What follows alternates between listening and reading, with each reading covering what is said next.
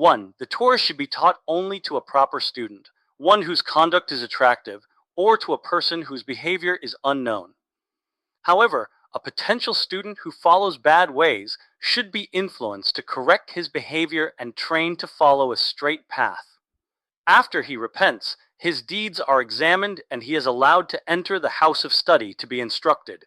Our sages said, "Whoever teaches an improper student is considered as if he throws a stone to Mercury," as Proverbs 26:8 states. "As one who winds a stone in a sling, so is he who gives honor to a fool. There is no honor other than Torah," as Proverbs 3:35 states. "The wise shall inherit honor." Similarly, one should not study from a teacher who does not follow a proper path, even though he is a very wise man and his instruction is required by the entire nation, until he returns to a good path, as implied by Malachi 2:7. "For the priest's lips shall keep knowledge, and they shall seek Torah from his mouth, because he is a messenger from the Lord of hosts." Our sages said, if a teacher resembles a messenger of the Lord of hosts, seek Torah from his mouth. If he does not, do not seek Torah from his mouth. 2. How is Torah taught? The teacher sits at the head and the students sit around him, so that all can see the teacher and hear his words. The teacher should not sit on a chair while his students sit on the ground. Rather, either everyone should sit on the ground or everyone should sit on chairs. Originally, the teacher would sit and the students would stand. However, before the destruction of the Second Temple, everyone followed the practice of teaching while both they and the students were seated. 3. If the teacher desires to instruct the students personally, he is entitled to do so. If he desires to teach through the medium of a spokesman, the spokesman should stand between him and the students. The teacher speaks to the spokesman, and the spokesman declaims the teaching to all the students. When they ask the spokesman a question, he asks the teacher. The teacher in turn replies to the spokesman, and the spokesman replies to the questioner. The teacher should not raise his voice above that of the spokesman. Similarly, when the spokesman asks a question of the teacher, he should not raise his voice above that of the teacher. The spokesman is not allowed to detract from, add to, or change the teacher's words, unless he is the teacher's father or teacher. If the teacher tells the spokesman, "My teacher told me the following," or "My father and teacher told me the following," when the spokesman relates the teaching to the people, he should quote the statement in the name of the sage who offered it, mentioning the name of the teacher's father or teacher, saying, "So and so the sage said the following." This is allowed despite the fact the teacher did not mention the sage's name, because it is forbidden to refer to one's teacher or father by name. For as the teacher taught a concept and it was not grasped by the students, he should not become upset with them and display anger. Rather, he should repeat and review the matter, even if he must do so many times, until they appreciate the depth of the Halakha. Similarly, the student should not say, "I understood," when he did not understand. Rather, he should ask again and again, even if he requires several repetitions. If his teacher becomes upset with him and displays anger, he should tell him, "My teacher, this is Torah. It is necessary that I study, and my powers of comprehension are weak." 5. A student should not be embarrassed because his colleagues grasped the subject matter the first or second time, while he did not understand it until it was repeated a number of times. If he becomes embarrassed because of such matters, he will find himself going in and out of the house of study without learning anything. Accordingly, the sages of the previous generation stated, "A bashful person will not learn, nor should the short-tempered teach." When does the above apply?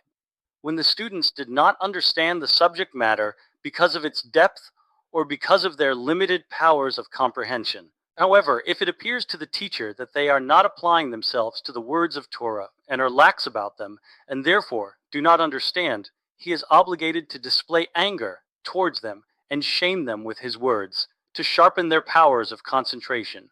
In this context, our sages said, "Cast fear into the students." Therefore, it is not fitting for a teacher to act frivolously in the presence of his students. He should not amuse himself in their presence, nor should he eat and drink with them. These restrictions are intended so that they fear him and study under him at a fast pace. 6. When the teacher enters the house of study, questions should not be posed to him until he gathers his powers of concentration. Thus, a student should not ask until he sits and rests. 2 should not ask at once. A teacher should not be asked about an extraneous matter, but rather only regarding the subject which they are involved with, lest he become embarrassed. The teacher may deliberately lead the students astray with his questions, and the deeds he carries out in their presence, to sharpen their powers of concentration, and to test whether they remember what he taught them or not. Needless to say, he may ask them regarding another matter, which they are not presently involved with, to spur them on. 7. A person should not ask a question while standing, nor should a person respond while standing. One should not ask from a high place, from far away, or from behind the elders. A question should be asked of the teacher regarding only the subject which they are reading. A question should be asked only with an attitude of awe. A person should ask concerning only 3 halachot while studying the same subject. 8. The following rules apply when 2 people ask questions simultaneously. If one question is to the point and the other is not to the point, attention is paid to the question which is to the point. If one question concerns a matter to be applied in practice and the other is an abstract question, attention is paid to the question which concerns the matter to be applied in practice. If one question concerns Torah law and the other the interpretation of the verses of the Torah, attention is paid to the question which concerns Torah law.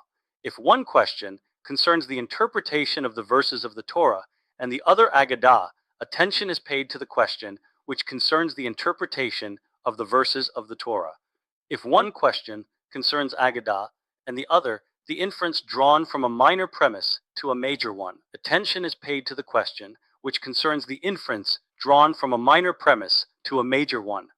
If one question concerns the inference drawn from a minor premise to a major one, and the other an analogy established on the basis of similar words, attention is paid to the question which concerns the inference drawn from a minor premise to a major one. If of the 2 questioners one was a sage and one was a commoner, attention is paid to the sage.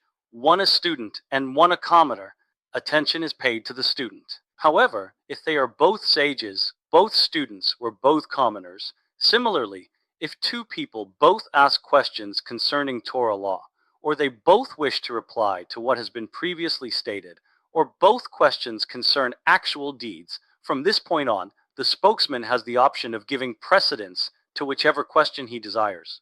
1 should not sleep in a house of study. When any person dozes in the house of study, his Torah will be torn in shreds. This is alluded to in Solomon's words of wisdom, Proverbs 23:21. Drowsiness will clothe a man in rags. Conversation in the house of study should concern only the words of Torah. Even if someone sneezes, one should not wish him to your recovery in the house of study. Needless to say, the discussion of other matters is prohibited. The sanctity of a house of study exceeds that of a synagogue.